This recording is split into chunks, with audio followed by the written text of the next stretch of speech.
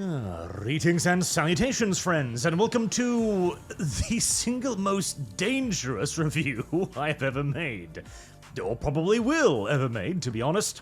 As today we're going to be talking about Subverse, the largest and most ambitious adult video game ever to be produced.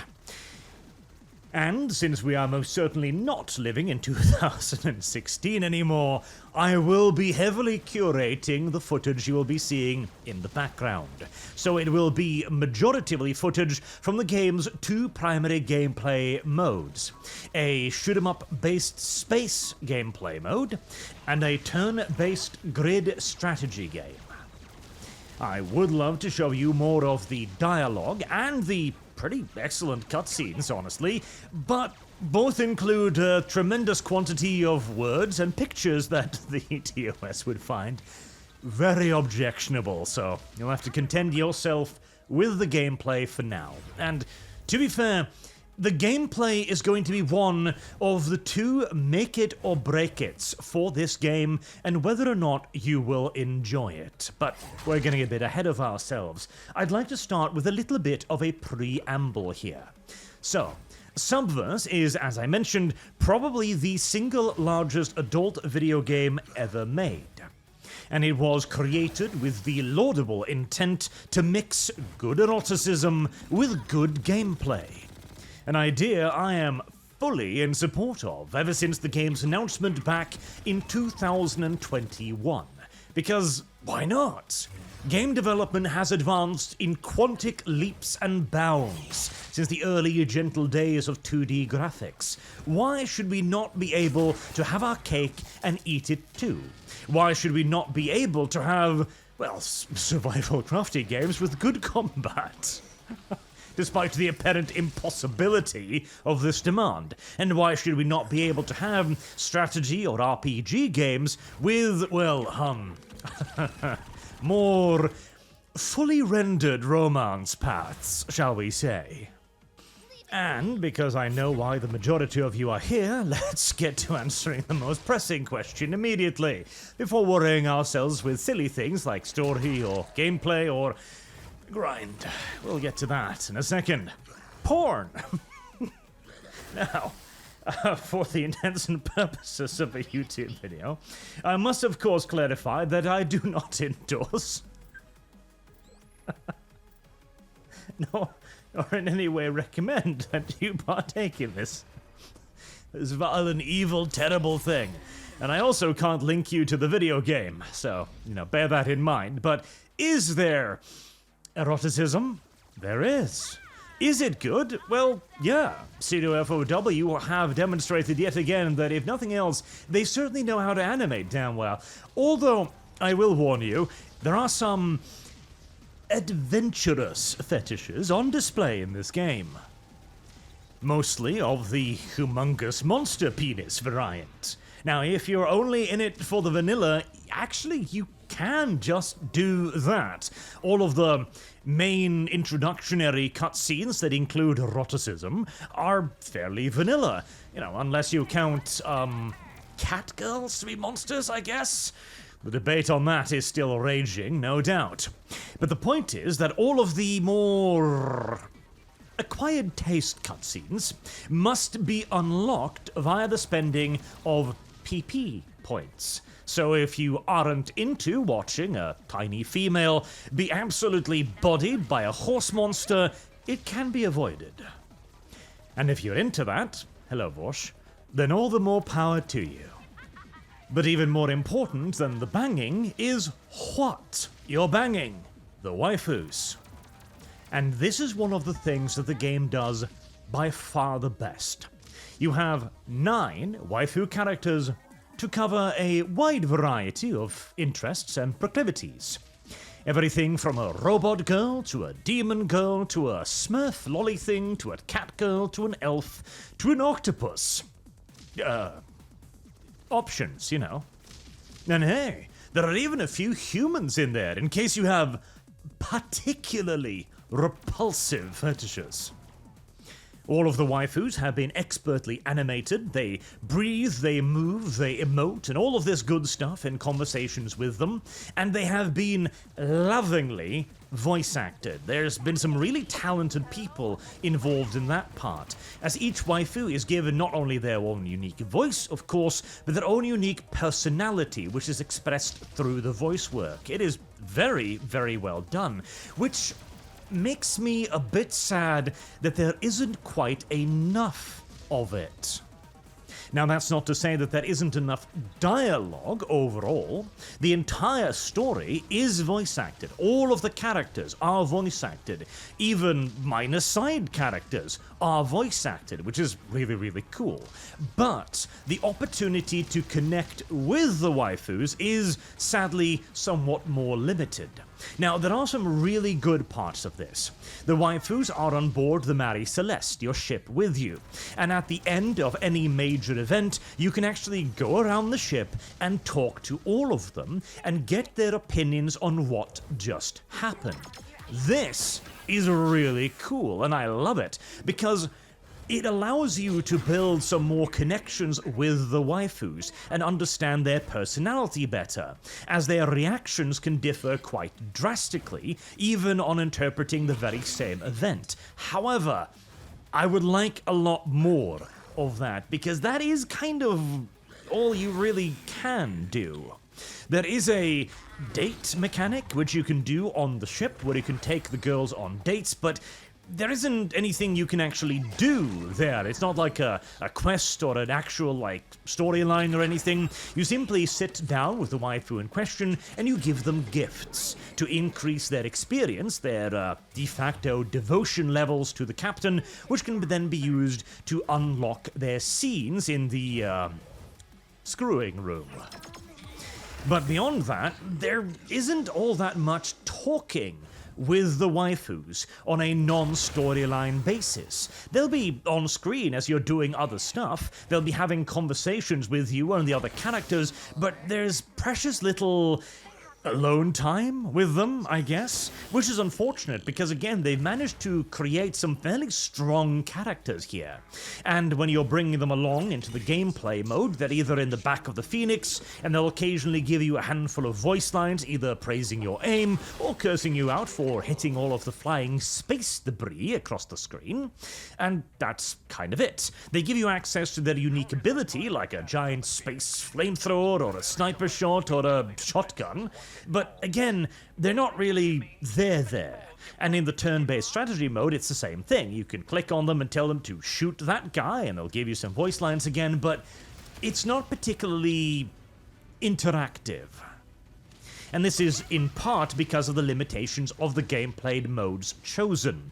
If you'd done this in, say, a third-person shootery style, or even an FPS, there would have been more opportunities to, well, fight alongside the waifus, I guess.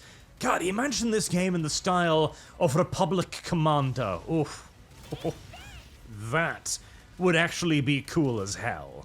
But that would also be a significantly more challenging game to develop, so, you know, it is what it is. There could be more interactions with the girls on a more personal level, and I would like that, but the simple fact that you could already talk to them and hear their opinions on everything that happens is really nice in and of itself. So the waifus are a real strong point.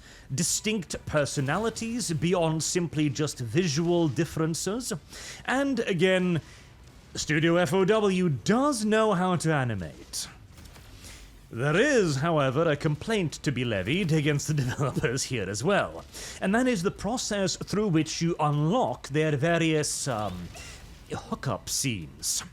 As mentioned, you use PP points to do this, with the fanciest scenes costing 2, and most of the normal ones costing 1, with each characters usually having, well over a dozen scenes, so pretty well furnished.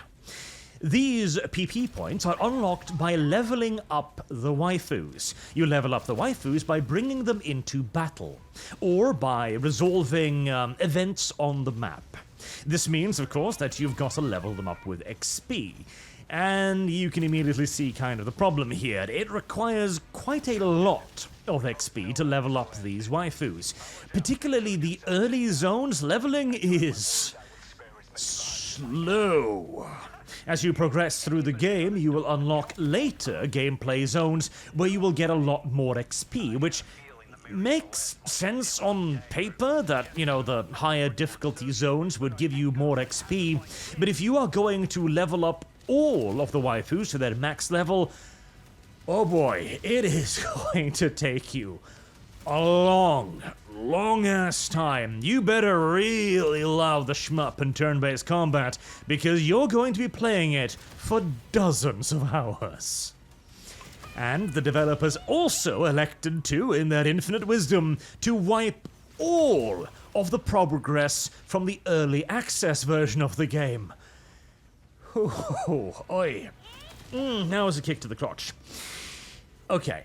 Just as a general aside here, if you're going to be launching your game into early access and be doing a episodic story-style installment thing, where you put out portions of the video game over the years, then you can do that. In fact, I might even say that it's a good way of doing it, to keep people constantly invested in new story updates. But if you're gonna do that, do not then wipe everything on launch, because, well, most people will already have seen most of the stuff, and their motivation to go through all of it again is probably going to be at its absolute lowest ebb, particularly when you add in the queef crusher of taking away all of their shagging scenes. There's a good reason why the Steam forums were in a bit of a revolting mood at that time. As now we move on to the first of the two major dividing questions as to whether or not you will like Subverse: the gameplay. So, as mentioned, one part of the gameplay is a shoot-'em-up style combat system, where you pilot the Phoenix, a small gunship with a pair of infinitely firing forward-facing cannons, a speed boost, and a ramming attack that you can use to slam through smaller enemies. You've got a regenerating shield, and you've got a health bar, which, if depleted, Yusa Gosa Boomsa. You can also upgrade the Phoenix over the course of the game to do more damage, to resist more damage, or to regenerate his energy faster. You can also bring one of the waifus aboard the Phoenix, and they will bring with them a special ability, like a giant shotgun, a sniper shot, a space flamethrower, homing rounds, or giant explosive projectiles.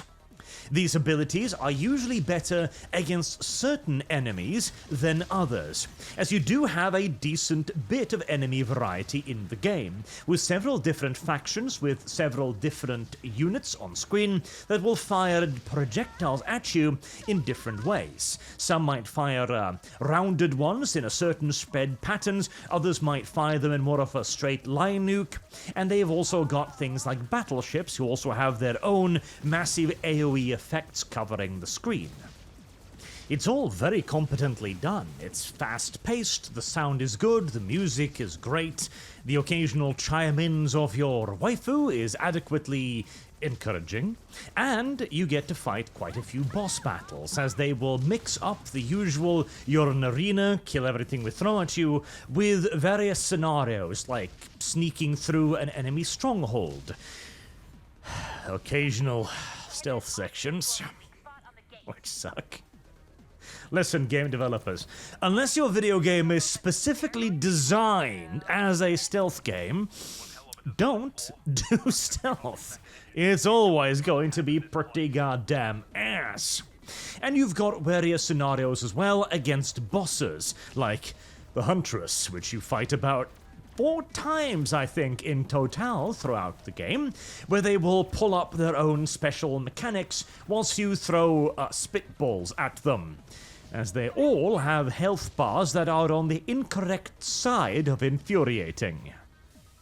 Especially as the difficulty is Well, that's where the real contentious subject is going to come into question. See, the shoot-'em-up style stuff is all entirely competent. There's nothing particularly wrong with it at all, but it's also not amazing.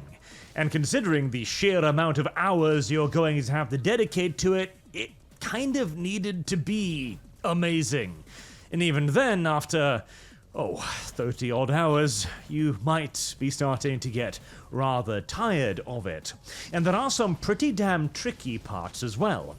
If you bought the game solely thinking that it would be simple FAP material, you might be somewhat distressed to realize that the game does indeed expect you to keep track on half a dozen enemies, 24 different projectiles, your own ship, where you are relevant to the enemy, where you are needing to aim in order to intercept the enemy, which is constantly moving, whilst you're also navigating around natural hazards like meteors.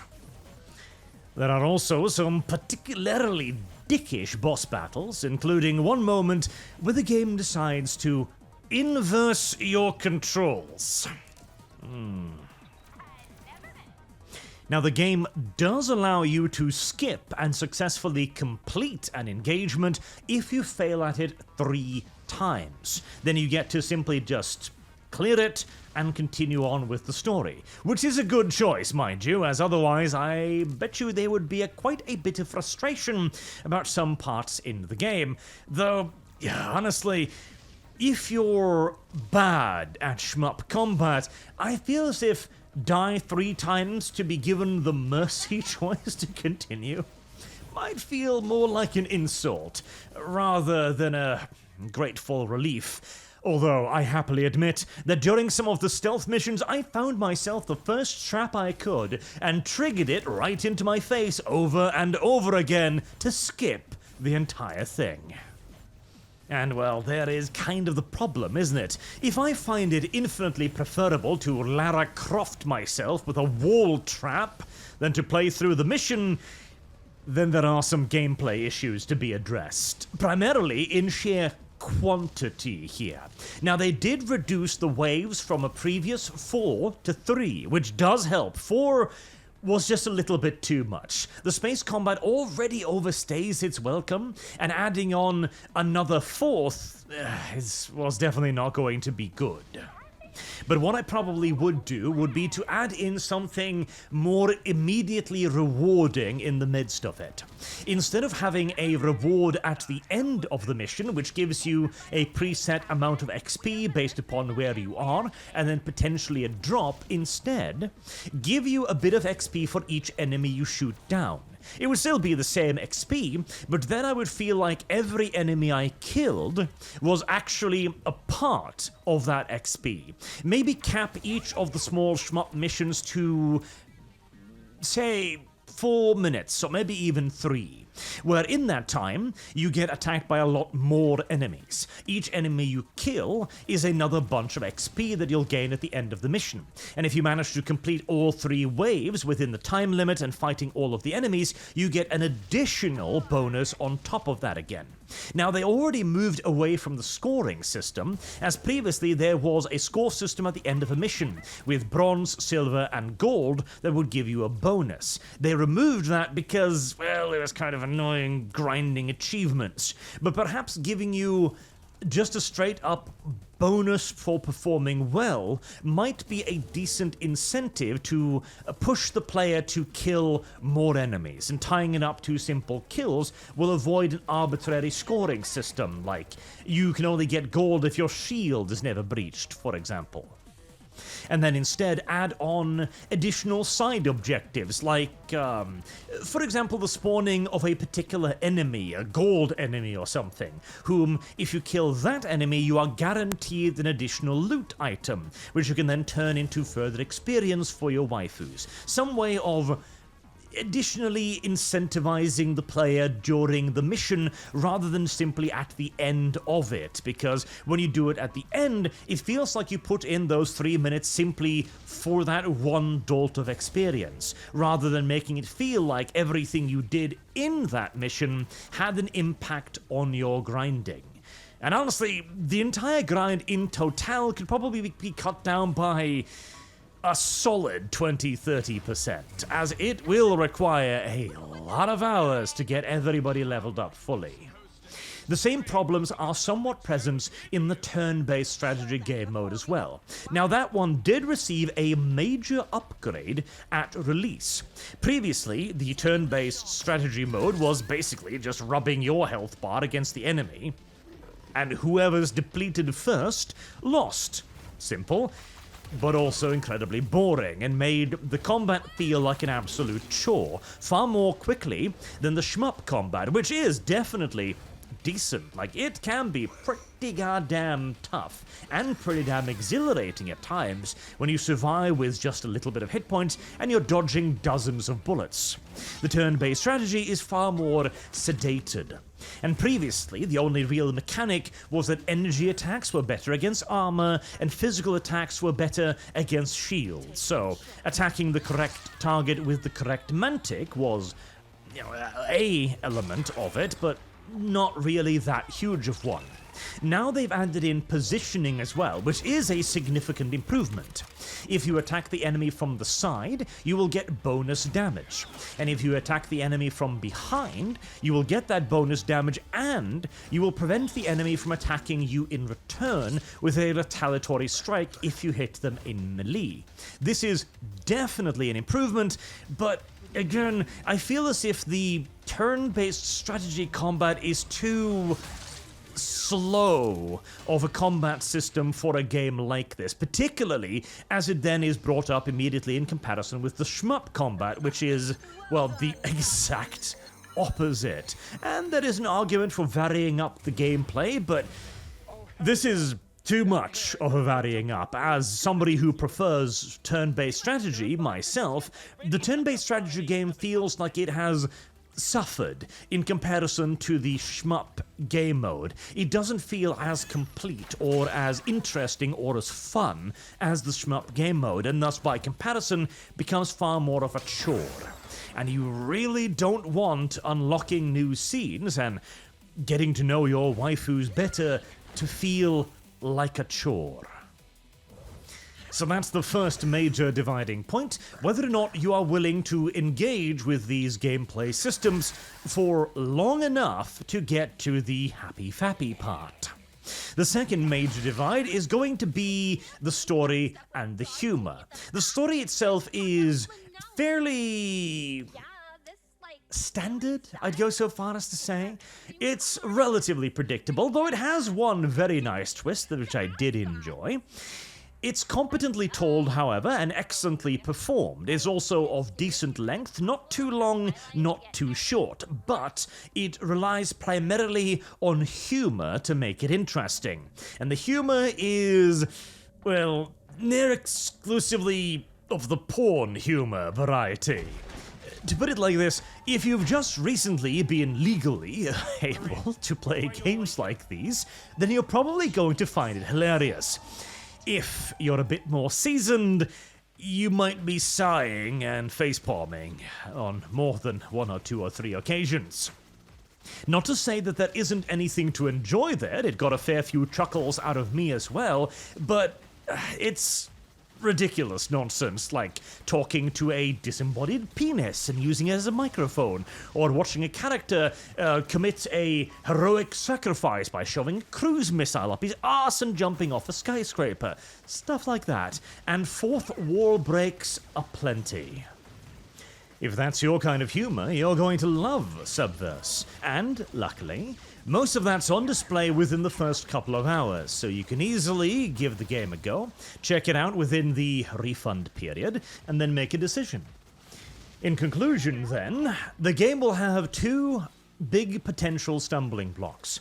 Firstly, the humor, and whether or not you like it, and secondly, the sheer amount of shmup combat you're going to need to engage in, as at least the shmup combat is very well done. Well, competently done. I wouldn't say it's amazing, but it's certainly better than the turn-based strategy portion of the game, which gets fairly tedious fairly quickly, and could definitely use a lot more depth. Honestly, considering the gameplay in question and the waifus, making it just into a horde-based defense tower mode game or something might have worked out better. There are definitely some lessons to be learned there from the various mobile games that do this kind of stuff, but hindsight is 2020, isn't it? And regardless, I would like to give a bit of praise here at the end to the very fact that Subverse, as a game, exists. Because, well, we're beginning to return in the direction of prudishness, aren't we, as a wider cultural thing, and I, for one, would prefer to avoid that wherever possible. Now, personally, I would have been overjoyed if Subverse was less sex with a touch of Mass Effect, which is what it is right now, and more Mass Effect with sex, as I think the original laudable intent to create a game that focuses as much on the gameplay as the etchy-sketchy hasn't quite succeeded. And perhaps it would have been better to focus exclusively on either shmup combat or strategy combat to make sure it was as good as it conceivably could get. Or perhaps to focus on something more universal, maybe. But even so, I think Subverse has done a pretty damn good job of it. And with adult-oriented titles becoming more and more common on Steam these days, I would argue that it perhaps inspired a little bit of a revolution in this regard, on Steam at least. And I would now like to see more of those games aimed at a more mature audience focus even more on creating an engaging gameplay experience which they can then enhance with a little bit of hanky-panky. But that is somewhat besides the point.